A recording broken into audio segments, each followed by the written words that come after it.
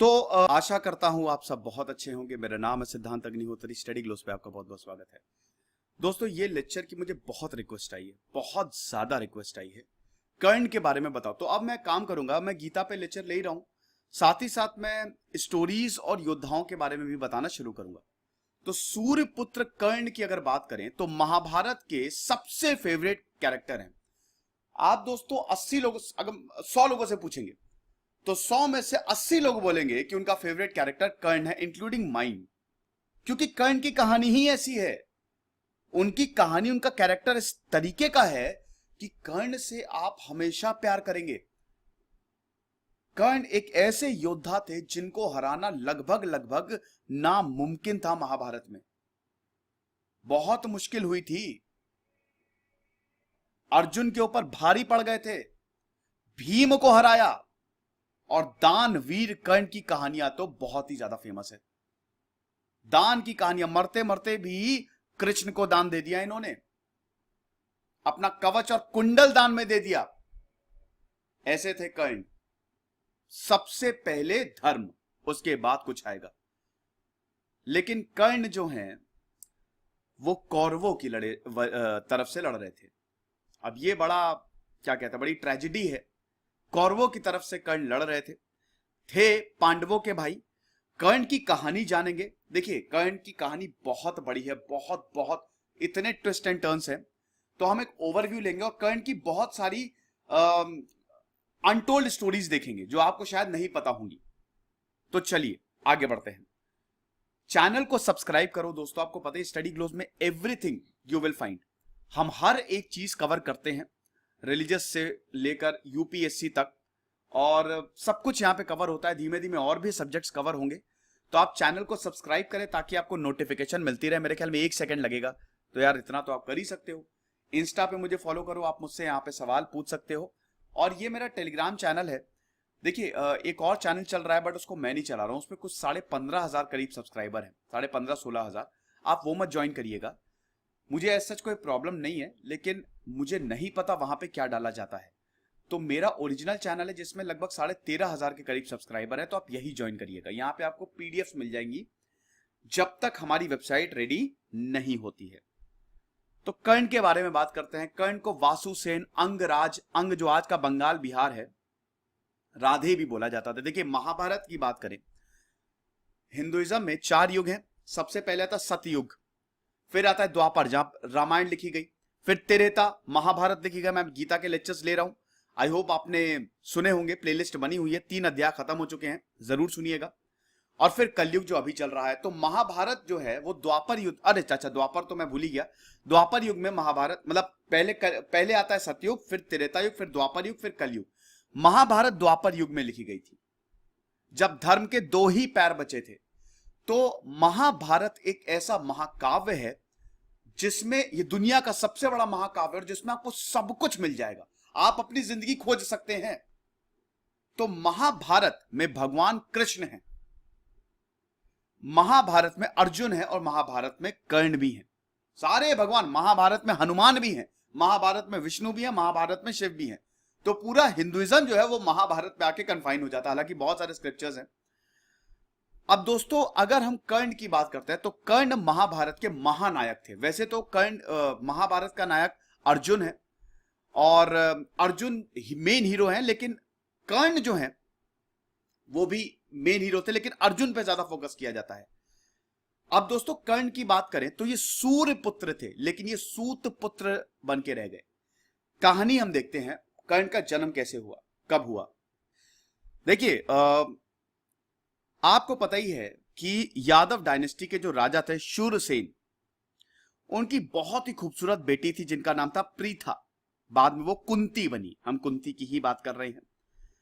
तो दुर्वासा जो है, दुर्वासा ऋषि, बहुत महान ऋषि दुर्वासा, वो एक बार आए, यहां पे रुके और खातिरदारी से बहुत ज्यादा प्रभावित हो गए। अब सुरसेन ने ये बोला कुंती से कि देखो, दुर्वासा आए हैं और वो उनकी हॉस्पिटैलिटी तुमको देखनी है, ये सुनिश्चित करना है कि बहुत अच्छे से रहे। कुंती बड़े ही खुश। कुंती ने दुर्वासा का बहुत अच्छे से ख्याल रखा और दुर्वासा बड़े खुश हो गए। तो दुर्वासा जब जा रहे थे वो इतने खुश थे कुंती से कि उन्होंने बोला कि मैं तुमको एक सिद्ध मंत्र देता हूं, एक तरीके से एक वरदान दे दिया। इस सिद्ध मंत्र का उच्चारण करके तुमको जो चाहिए, किस कंटेक्स्ट में, बच्चों के कंटेक्स्ट में, जिस भगवान से जो बेटा चाहिए तुमको मिल जाएगा। कुंती बहुत खुश, लेकिन उस समय कुंती जो है वो टीन एज में थी। अब हुआ क्या कि एक दिन उन्होंने सोचा कि देखते हैं ये सिद्ध मंत्र काम करता है कि नहीं। सूरज उगा, कुंती ने ये सिद्ध मंत्र पढ़ दिया, तो सूरज का जब उदय हुआ, सूर्य, भगवान सूर्य साक्षात जो है वो कुंती के सामने प्रकट हो गए। और उसके बाद उन्होंने अपना जो सूर्य की जो एनर्जी है, अपनी एनर्जी को यूज करके उन्होंने कुंती को एक बच्चे का वरदान दे दिया। और जन्म होता है कर्ण का। यहां से कर्ण की स्टोरी शुरू होती है। लेकिन कर्ण का जब जन्म हुआ दोस्तों, तो वो कवच और कुंडल के साथ पैदा हुए थे। सूर्य पुत्र, सूर्य, देखिए एस्ट्रोलॉजी में भी सबसे बड़ा प्लैनेट सूर्य होता है। जब आप एस्ट्रोलॉजी में जाएंगे और जब आपकी कुंडली निकाली जाती है तो सूर्य की पोजीशन को ही देख के कुंडली निकलती है। और सन जिसका स्ट्रांग होता है, एडमिनिस्ट्रेशन, करियर, जब आप कंसल्ट करने जाते तो सूरज ही देखा जाता है। आपके हाथ में भी सूर्य की रेखा होती है ना, है कि नहीं? तो सूर्य बड़ा इंपॉर्टेंट है। तो भाई सूर्य पुत्र थे कर्ण, सूर्य जैसा तेज था। लेकिन कुंती उस समय शादी उनकी नहीं हुई थी, अविवाहित थी। कुंती को लगा मैं तो शर्म के मारे मर जाऊंगी जब लोगों को पता ये चलेगा, समाज में ये फैलेगा कि मेरा बेटा हो गया है और मैं अविवाहित हूं। तो कुंती ने अपने कलेजे पे पत्थर रख के कर्ण को अलविदा कह दिया। उन्होंने टोकरी में रखा कर्ण को और छोड़ दिया, नदी में बहा दिया। और कर्ण जो है, ये देख सकते हैं आप, अश्व नदी, जो महल के बगल में नदी थी, अश्व नदी, वहां पे बहा दिया। कर्ण बहुत ही छोटे, कवच और कुंडल था उनके पास। बचपन से ही, मतलब बचपन में ही यहां से इनका स्ट्रगल शुरू हो गया। कुंती को समझ में नहीं आया, बहुत दुख था कि मुझे अपने बच्चे को अलविदा कहना होगा, लेकिन उनके पास कोई चारा नहीं था। और पैदा होते ही कर्ण का स्ट्रगल शुरू हो गया। लेकिन दोस्तों यहां से ही महानता की शुरुआत होती है। बाद में कुंती की शादी हुई पांडु से, और उसके बाद युधिष्ठिर, भीम, अर्जुन, सहदेव, नकुल, ये सारे बच्चे हुए कुंती को इस सिद्ध मंत्र से के द्वारा। अब दोस्तों कर्ण सबसे पहले पैदा हुए थे, तो कर्ण पांडवों में सबसे बड़े हुए ना, तो कर्ण को टेक्निकली पांडव के साथ मिलकर लड़ना चाहिए था, लेकिन ऐसा हुआ नहीं। कर्ण कौरवों के साथ लड़े। और आखिरी तक कर्ण को यह नहीं पता था कि पांडव उनके भाई हैं और कुंती उनकी माता है।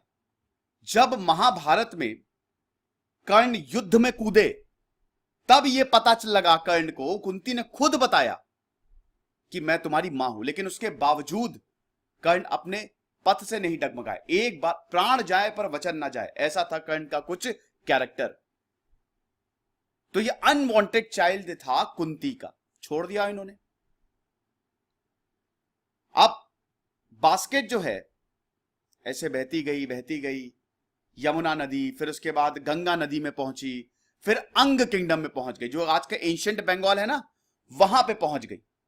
और उसके बाद कर्ण को एडॉप्ट किया सूतों के परिवार में। सूत मतलब जो रथ बनाते हैं, रथ चलाते हैं, शैरियोटियर। अब राधा और अधिरथ नंदन ने इनको पाला। बास्केट बहते राधा के पास गई। तभी दोस्तों आप कुंती पुत्र नहीं सुनेंगे, आप राधे पुत्र सुनेंगे हमेशा, क्योंकि कर्ण को राधा ने पाला था। अब देखिए, आपके रोंगटे खड़े हो जाने चाहिए।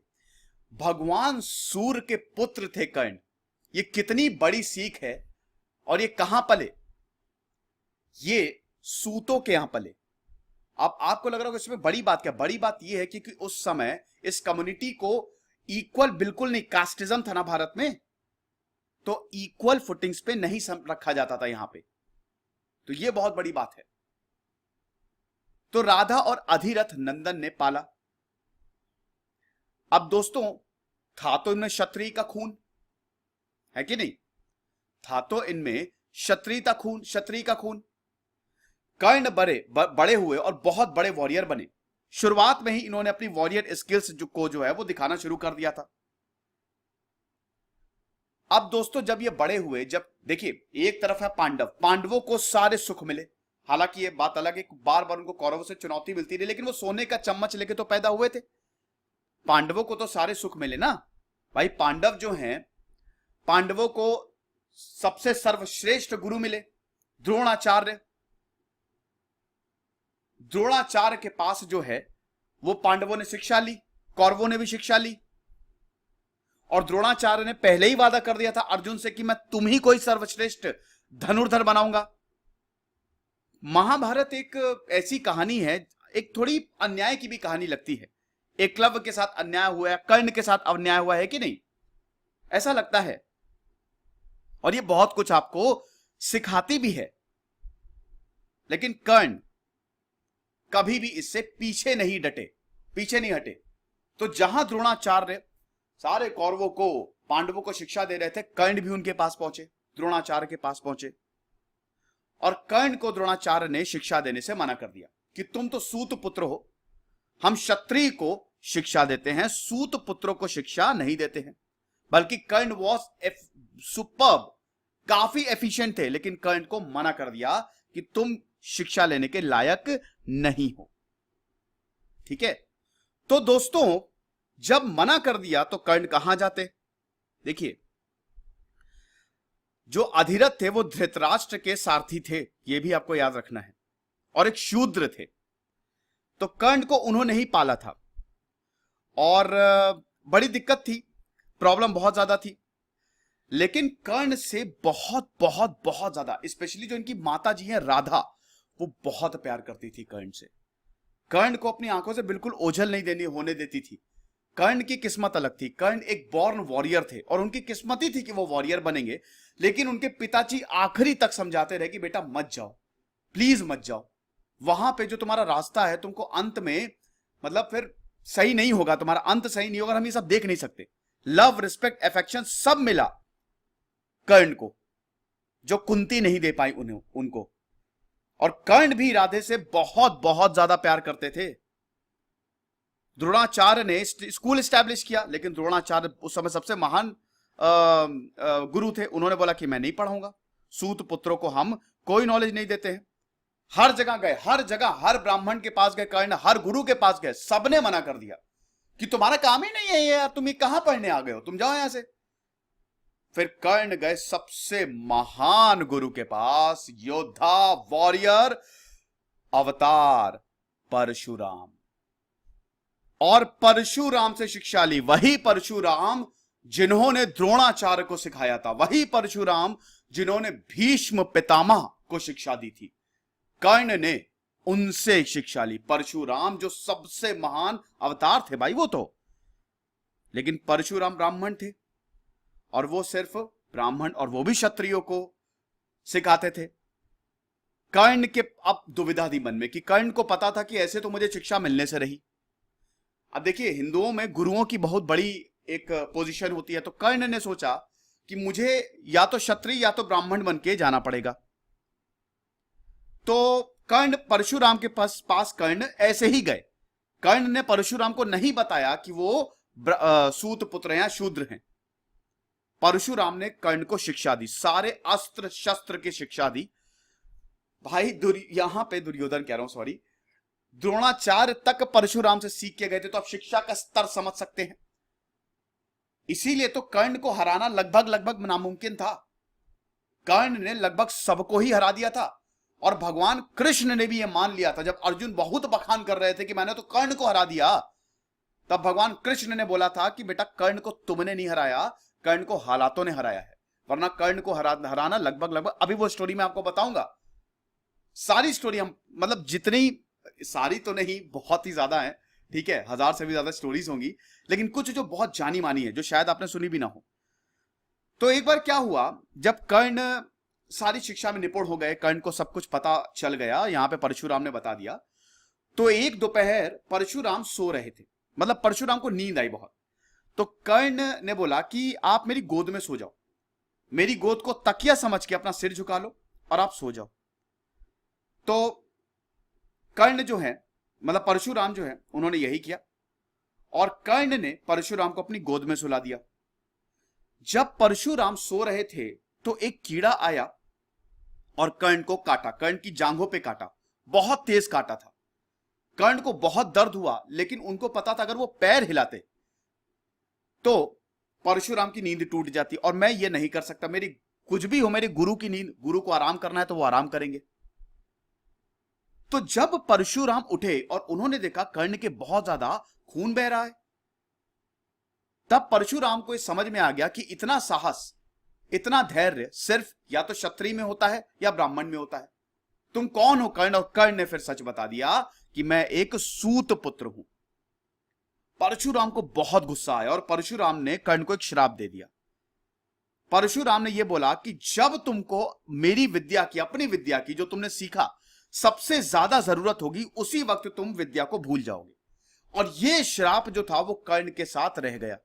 कर्ण ने इस श्राप को एक्सेप्ट किया, लेकिन बाद में परशुराम, कभी कभी गुस्से में इंसान बोल जाता है, यहां तो भगवान है, तो परशुराम को फिर बाद में इसका एहसास हुआ कि मैंने लगता है बहुत गलत बोल दिया।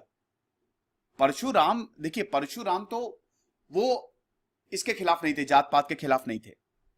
कर्ण अगर उनको पहले ही सच्चाई बताते और कर्ण अगर खरे उतर जाते तो शायद कर्ण को वो ऐसे भी मतलब वो ले लेते, अलाउ कर देते कि ठीक है मैं तुमको शिक्षा दूंगा, लेकिन कर्ण ने उनको सच्चाई नहीं बताई। इसलिए परशुराम और ज्यादा गुस्से में आ गए कि तुमने झूठ बोल के शिक्षा ली है। झूठ बोल के शिक्षा कभी फलती नहीं है। लेकिन बाद में परशुराम को रियलाइज हुआ और उनको लगा कि यार कर्ण के पास कोई चारा नहीं था, वो क्या करते जब इसको कोई शिक्षा नहीं दे रहा है। लेकिन तब तक बहुत देर हो चुकी थी और श्राप दे दिया था। कर्ण ने परशुराम के आश्रम को छोड़ दिया। तो कर्ण जब गए, देखिए एक तरफ कर्ण की शिक्षा पूरी होगी और एक तरफ पांडवों की शिक्षा पूरी हो गई। तो गुरु द्रोण ने बहुत बड़ा टूर्नामेंट की, देख लो यहां पे जिनको मैंने शिक्षा दी है वो कितने कुशल हैं, इसके लिए बहुत बड़े टूर्नामेंट का आयोजन किया गया हस्तिनापुर में, जिसमें सारे कुरु प्रिंसेस आएंगे और अपनी यहां पे कुशलता दिखाएंगे। तो उसमें सब आए, कौरव आए, दुर्योधन आया, उसके बाद नकुल सहदेव आए, फिर भीम आए, युधिष्ठिर आए, युधिष्ठिर सबसे बड़े थे, और आखिरी में अर्जुन आए। अब जब अर्जुन आए, जो कि एक बहुत बड़े गिफ्टेड आर्चर थे, और गुरु द्रोण ने वैसे ही यह वादा किया था कि तुमको सर्वश्रेष्ठ धनुर्धर बनाऊंगा, और जब यह आह्वान हुआ कि अर्जुन से महान कोई नहीं है, तभी कर्ण आते हैं टूर्नामेंट में। और जैसे ही कर्ण टूर्नामेंट में आए और उन्होंने अर्जुन को चैलेंज किया कि तुम मुझे हरा के दिखा दो, तभी कृपाचार्य ने बोला कि कर्ण नहीं लड़ सकता, क्योंकि कर्ण सूत पुत्र है, क्षत्रिय नहीं है, तो तुमको इस सभा में आने का कोई अधिकार ही नहीं है। पहली बात तो ये, कर्ण का मूड खराब हो गया। कर्ण ने बहुत खड़ी खोटी सुनाई। कट शॉर्ट कर रहा हूं दोस्तों, बहुत लंबा संवाद है, आप एक समझिए कि यहां पे एक एक अध्याय बहुत लंबा है। तो कर्ण ने खड़ी खोटी सुनाई कि मेरी क्या गलती है इसमें, अगर मेरा जन्म जो है वो एज अ शूद्र हुआ है। और एक कंडीशन ये भी थी कि अगर तुम्हारा कोई क्लैन और किंगडम है तो भी तुम इस टूर्नामेंट में भाग ले सकते हो। लेकिन कर्ण का ना ही कोई क्लैन था, ना ही कोई किंगडम था। तभी दुर्योधन आए और दुर्योधन ने बोला कि कर्ण, क्योंकि दुर्योधन ये भाव गया था कि कर्ण जो है वो तुरुप का इक्का साबित होगा, और दुर्योधन जो है वो अर्जुन से चिढ़ता था, भीम से चिढ़ता था। तो तुरंत वो कर्ण के पास गया और उसको अंगराज घोषित कर दिया। अब जब कर्ण को अंग का प्रदेश दुर्योधन ने दे दिया तो कर्ण टूर्नामेंट में उतर गया और अर्जुन की नाक में दम कर दिया। आप समझ लीजिए, इधर कर्ण इधर अर्जुन दोनों ही युद्ध कर रहे थे। और जब कर्ण की कुशलता को देखा, अर्जुन का इतना बखान करके रखा हुआ था, इतना बड़ा ब्रांड, अरे अर्जुन आ रहे हैं, और उसके बाद कर्ण ने जो युद्ध किया, मतलब जो कंपटीशन दिया है, अर्जुन की हालत खराब हो गई कि हराए कैसे इसे। और अर्जुन की बेइज्जती भी हो रही थी कि यार ये तो बड़ा खतरनाक मामला साबित हो गया। लेकिन ना अर्जुन हार रहा था ना कर्ण हार रहा था। उसके बाद इस युद्ध को यहीं रोका गया जब लगा कि दोनों ब्रह्मास्त्र ना छोड़ दे एक दूसरे के ऊपर। कर्ण ने दुर्योधन का बहुत बहुत बहुत आभार प्रकट किया और कर्ण ने दुर्योधन को बोला कि मैं जिंदगी भर तुमसे लॉयल रहूंगा, ये मैं तुमसे वादा करता हूं, कभी भी तुमको धोखा नहीं दूंगा, मेरा तुमसे वादा है ये। और दुर्योधन, देखिए दोस्तों, ये दोस्त आपको पता है कि दुर्योधन 100 भाई मर गए थे दुर्योधन के, तब भी नहीं रोया, लेकिन जब कर्ण मरा था तब दुर्योधन रोया था। दुर्योधन ने कर्ण पे इतना विश्वास, ये दोस्ती वैसी नहीं है कि दुर्योधन का मतलब था इसलिए दुर्योधन ने कर्ण से दोस्ती की। दुर्योधन का भी कैरेक्टर इतना खराब नहीं जितना दिखाया जाता है। आपको मैं ये भी बता दूं, हर एक का कैरेक्टर कुछ बुरा है कुछ अच्छा है। पांडव भी कुछ बुरे थे कुछ अच्छे थे। मैंने बताया ना, पांडव 2 नर्क में गए थे, बल्कि सारे कौरव स्वर्ग में थे। उसका लेक्चर अवेलेबल है, डिस्क्रिप्शन बॉक्स में मैं लिंक दे दूंगा। तो दुर्योधन आखिरी तक दोस्ती निभाई है कर्ण से, बहुत अच्छे दोस्त रहे दोनों, कर्ण और दुर्योधन। इसी बीच आपको पता ही है, कर्ण बहुत अच्छे से रूल कर रहा था अंग प्रदेश में, बहुत बढ़िया दानवीर था ना भैया, दानी था कर्ण। और धीमे धीमे कर्ण बहुत ज्यादा ताकतवर होते गए। लेकिन कर्ण शकुनी को नहीं पसंद करता था, और कर्ण इनडायरेक्टली दुर्योधन को बोलता भी था कि शकुनी जो है वो सही नहीं है। अब दोस्तों बात करते हैं हम स्वयंवर की। कर्ण भी स्वयंवर में गया था, किसके? द्रौपदी के। द्रौपदी के स्वयंवर में कर्ण भी गया था, लेकिन दोस्तों किस्मत को कुछ और ही मंजूर था। और ऐसा भी बोला जाता है, कुछ स्टोरीज में यह मिलेगा कि द्रौपदी कर्ण से प्यार भी करने लगी थी जब उन्होंने कर्ण को देखा था। लेकिन दोस्तों जब स्वयंवर शुरू हुआ, कृष्ण भी थे। अब कृष्ण की एंट्री हो गई थी अर्जुन के लाइफ में। तो अब कृष्ण पल पल अर्जुन को गाइड कर रहे थे, और अर्जुन को यह वार्न कर दिया था कि अगर कर्ण स्वयंवर में धनुष बाण का इस्तेमाल करेगा तो यकीनन इसमें जीत जाएगा। शर्त यह थी ना कि आपको मछली की आंख में निशाना लगाना है, और वो भी कैसे? नीचे जो है एक तस्तरी थी, उसमें पानी था, उसमें प्रतिबिंब दिखेगा, और वहां से देखते हुए आपको मछली की आंख पे निशाना लगाना है। तो कृष्ण को पता था कि कर्ण ये कर लेगा, अर्जुन को बोला ये कर सकता है।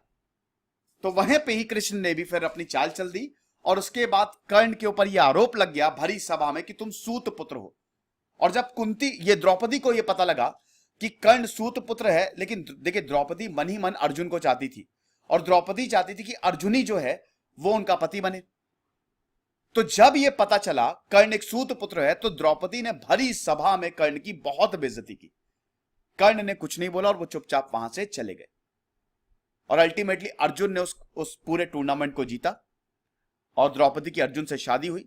लेकिन फिर आपको कहानी पता है कि जब यहां पे क्या कहते हैं कि जब अर्जुन जो है वो द्रौपदी के पास, द्रौपदी को कुंती के पास लेके गए, तो कुंती ने बोला, कुंती उस समय मंत्र जप कर रही थी, ध्यान में मग्न थी। तो कुंती ने यह बोला कि जो भी लाए हो अर्जुन तुम, वो पांचों भाइयों में बांट लो। तो इसीलिए हम देखते हैं कि द्रौपदी की शादी पांडवों से हो गई, 5 पांडव। अब दोस्तों पांडवों ने अपना बहुत बड़ा साम्राज्य बना लिया। ये देख जो है दुर्योधन जल उठा कि ऐसा कैसे हो सकता है।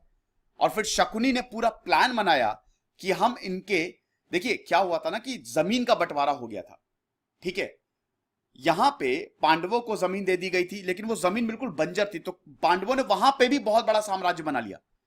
और जब दुर्योधन आया उनके महल में, तो इतना आलीशान था कि दुर्योधन आश्चर्यचकित रह गया। तो दुर्योधन ने जब शकुनी को बताया, तो शकुनी ने पूरा खेल रचा जिसको चौसर का खेल कहते हैं। अब चौसर का खेल इस तरीके से था कि यहां पे पासों का जो कंट्रोल था वो शकुनी के पास था। अब चौसर एक तरीके का जुआ था जो कि पासों की मदद से खेला जाता था। एक तरफ पांडव थे, एक तरफ कौरव थे, कर्ण भी आया था। ये दोस्तों जो अध्याय है ये बड़ा ही ये गलत है। कर्ण ने यहां जो किया वो बहुत गलत किया, हर चीज हम सराह नहीं सकते।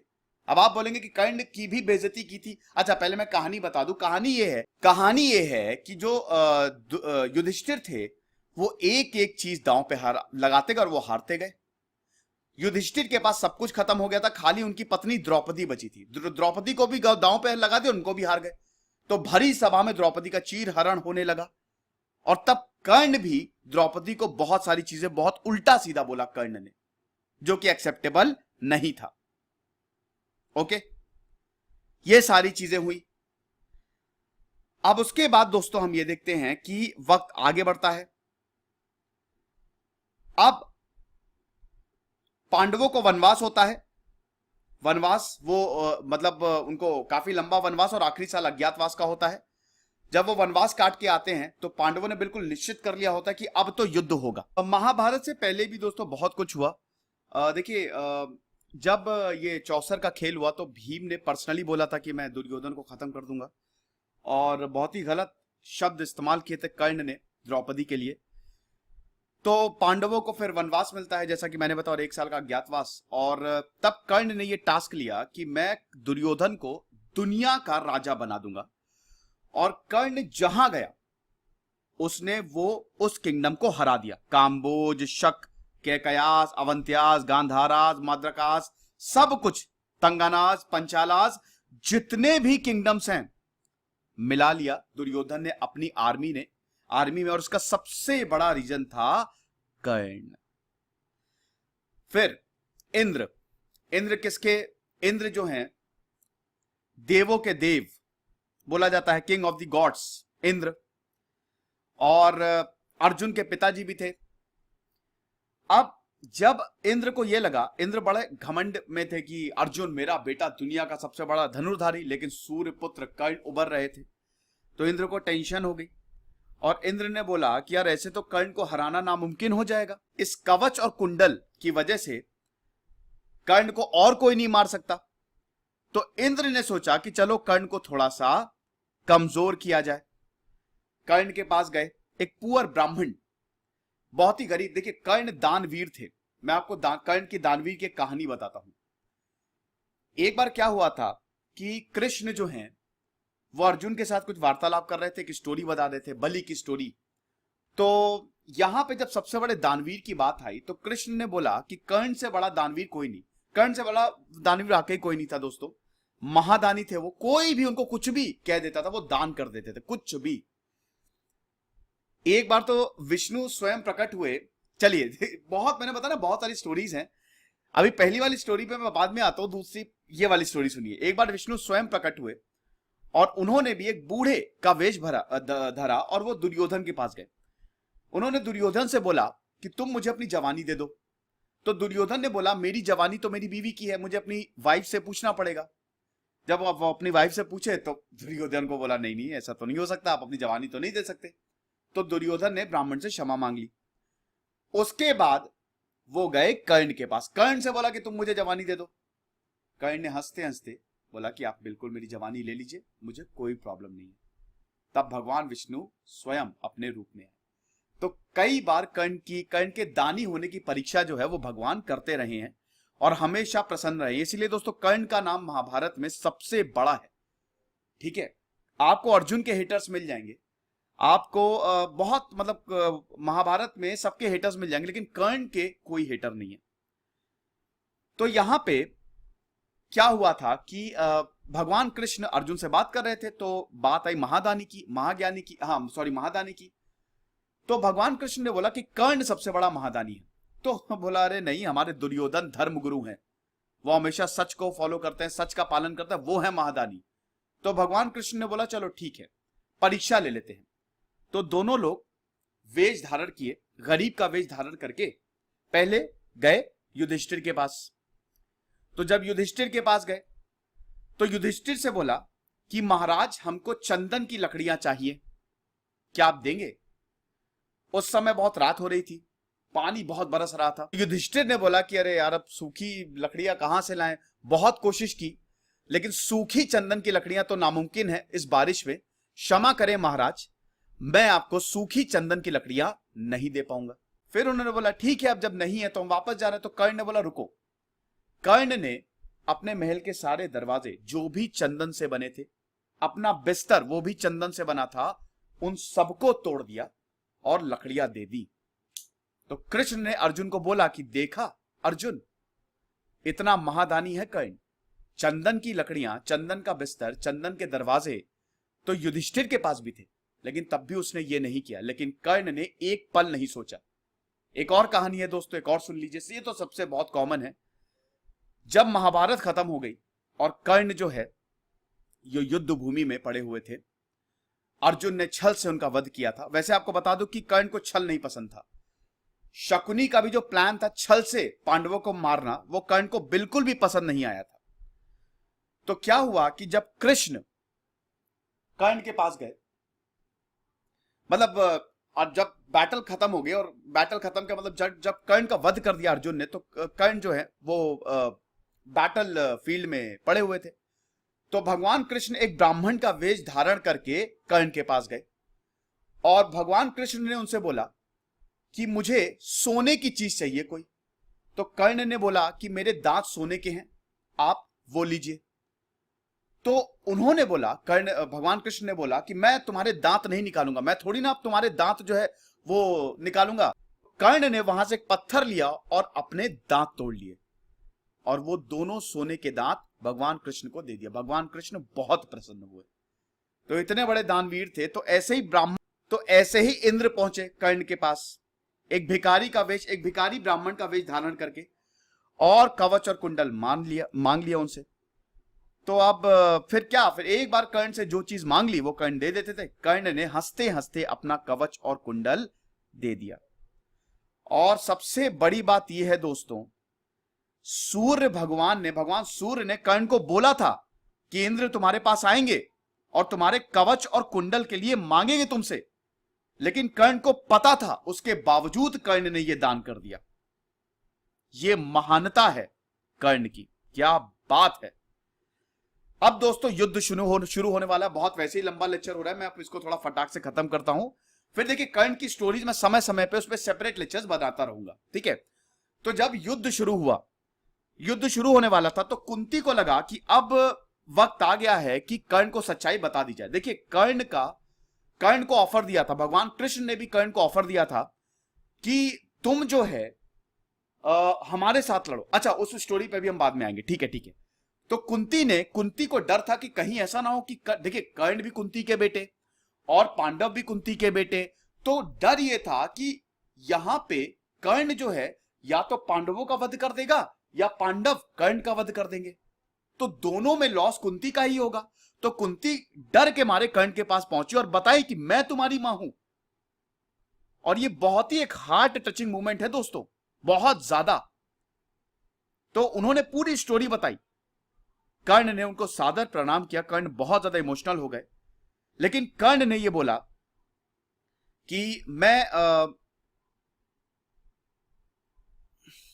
कि आप चाहती तो उस टूर्नामेंट में भी यह बोल सकती थी कि मैं आपका बच्चा हूं। अगर आप ऐसा करती तो आज महाभारत होता ही नहीं, या फिर अगर महाभारत होता भी तो हम ही जीतते।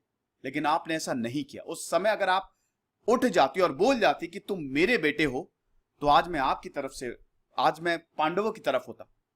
लेकिन उस समय दुर्योधन ने मेरा साथ दिया, तो मेरा पूरा जो लॉयल्टी है वो दुर्योधन की तरफ होगी। हालांकि कर्ण ने कुंती से यह वादा किया कि मैं अर्जुन को छोड़ के किसी भी पांडव को नहीं मारूंगा, यह मेरा आपसे वादा है, और मैं नाग अस्त्र भी एक ही बार अर्जुन के खिलाफ इस्तेमाल करूंगा। लेकिन कर्ण ने यह बोला कुंती से कि जब तक आप जीवित हो, मतलब जब तक ये युद्ध चल रहा है और जब तक मैं जीवित हूं, तब तक आप पांडवों को यह सच्चाई मत बताइएगा, क्योंकि अगर युधिष्ठिर को यह बात पता चल जाती तो युधिष्ठिर युद्ध रोक लेते, और अगर ऐसा होता तो कर्ण और अर्जुन कभी लड़ते ही नहीं। और दोनों ने प्रतिज्ञा ली थी कि दोनों में से कोई एक ही जिंदा रहेगा, क्योंकि एक मयान में दो तलवार नहीं हो सकती।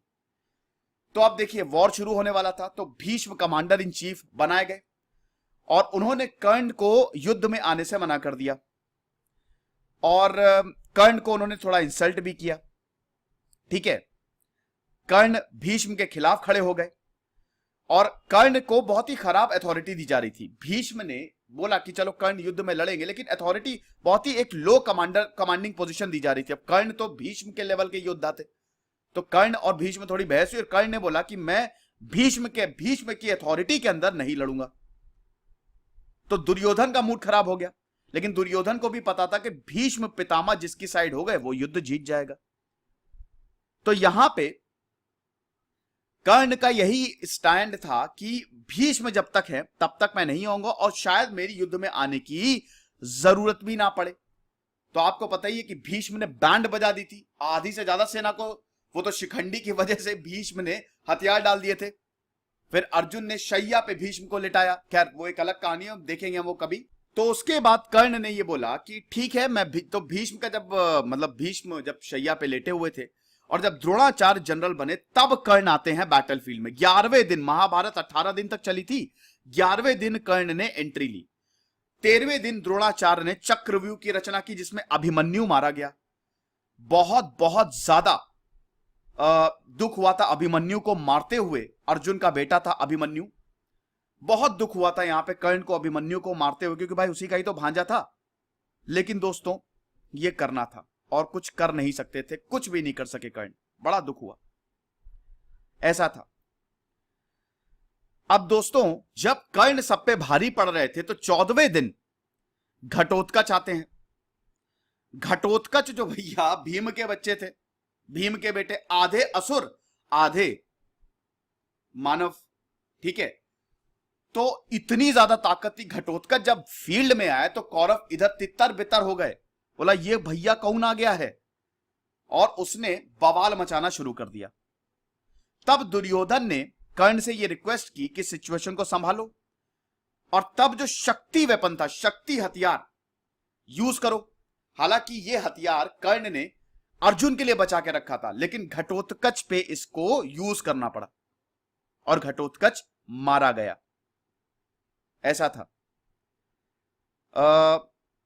हालांकि आपको यह बताओ, ये जो शक्ति हथियार था ये कर्ण को इंद्र ने दिया था, और इंद्र ने बोला था यार तुम एक ही बार यूज कर सकते हो, इसके बाद तुमको ये इंद्र को लौटाना पड़ेगा। तो कर्ण ने ये हथियार को यूज कर लिया, क्योंकि इंद्र भी बहुत खुश हो गए थे कर्ण से जब उन्होंने अपना कवच और कुंडल दिया था।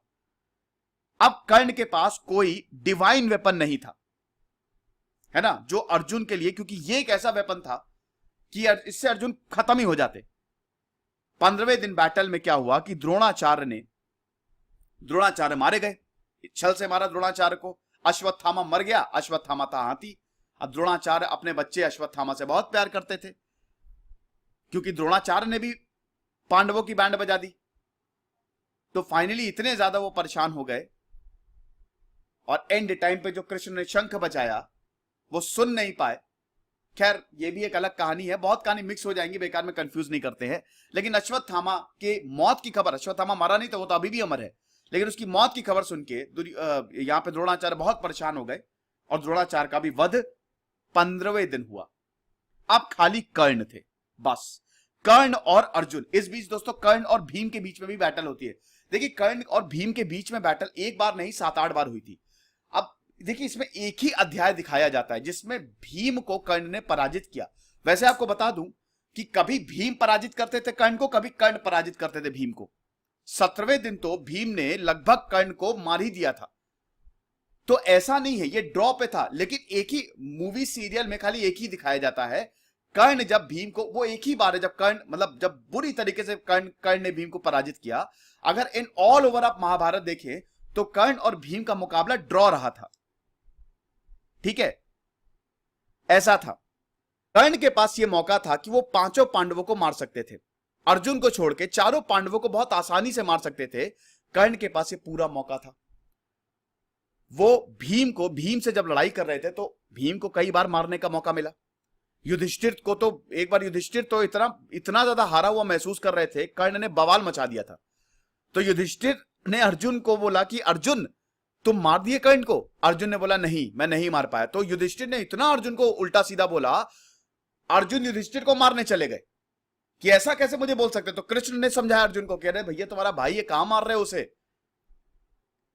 युधिष्ठिर को भी मार सकते थे कर्ण, लेकिन 4 पांडवों को ना मारने का वादा किया था ना कुंती से, इसीलिए किसी को नहीं छुआ कर्ण ने।